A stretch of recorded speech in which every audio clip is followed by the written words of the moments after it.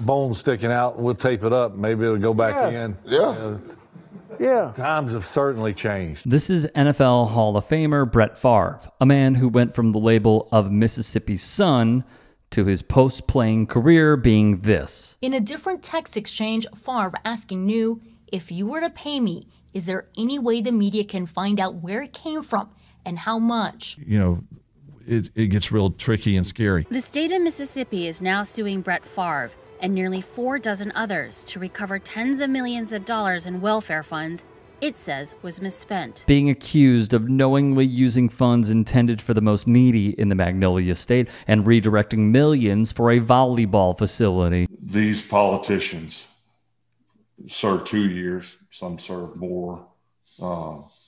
Regardless of how long you serve, you get paid a huge amount of money. In court documents and audit reports, the state alleges that the head of Mississippi's welfare agency squandered more than $70 million intended for children in poverty, instead using it as a private slush fund to benefit his family and friends. Tens of millions of dollars on items like hiring retired pro wrestlers, first-class air travel, a horse ranch, and $5 million to build this women's volleyball facility at the University of Southern Mississippi. This is a massive fraud allegation, not just with him, but it is the biggest alleged welfare scam in Mississippi's history. Favre and his attorneys deny wrongdoing, though texts uncovered by Mississippi Today and Anna Wolf would shine a light on the matter. There's been sort of a trickle of information, but we're learning more and more here recently through text messages, both that I obtained and that have been entered into a court filing,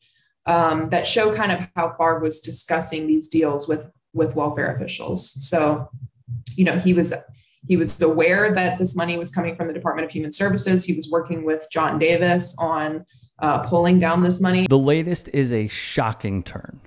Brett Favre is set to be deposed on the morning of October the 26th per a court filing in Mississippi that centers on the misuse of state welfare funds. Mike Florio, former lawyer turned NFL writer who started Pro Football Talk in 2001, wrote, "It's risky for Favre, who has insisted on his innocence, to subject himself to aggressive questioning by a skilled and experienced lawyer. Skilled and experienced lawyers have seen it all, heard it all, and know how to deal with every shape and size of alleged wrongdoer who believes they can talk their way out of any problem." Favre's lawyers, one at least in the past being former Trump lawyer Eric Hirschman. It's going to cost Pat McAfee millions of dollars.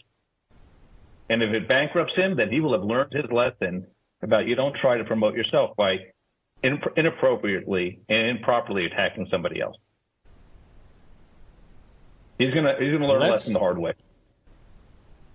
Wow. Who failed to, in his words, bankrupt Pat McAfee, has said Favre will not take the fifth when he is on the stand. Matt Timpanek spoke with Front Office Sports and said, "It would be my advice to invoke it in this matter. Any statement he makes could potentially be used as impeachment evidence in a potential criminal case." Why does he think this? It's rather simple. Brett Favre better tell the whole truth and nothing but the truth. Otherwise, he can add perjury to his long list of potential charges. Florio would say in his video that he believes it is best for Favre and his attorneys to simply settle. Another important note, Brett Favre and his attorneys attempted to keep his testimony and the testimony of others under seal. That is not going to happen, so we will learn a ton later this month.